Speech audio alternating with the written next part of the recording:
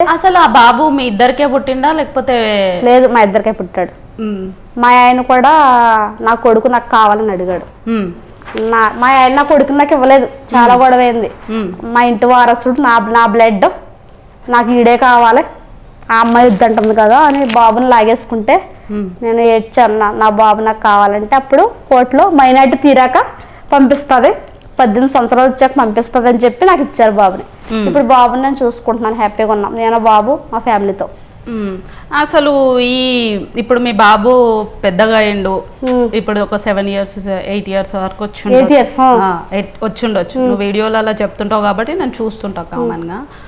So ఎప్పుడు మా mummy ఇంత గలీజ్గా చేస్తుంది, ఇది గలీజ్ మొక్కం ఇది అని చెప్పేసి ఎప్పుడు ఫీల్ అయ్యి నేను ఎప్పుడు అడగలేదు అట్లా నీ కొడుకు? ఒకటే అన్నాడు, మన మా అమ్మ ఏంటో నాకు తెలుసు, మా అమ్మకి యాక్టింగ్ అంటే పిచ్చ చేస్తుంది, ఏ బోలు మంచి చేయట్లేదు, ఆంటీగా చీరలు ఇప్పేస్తున్నారో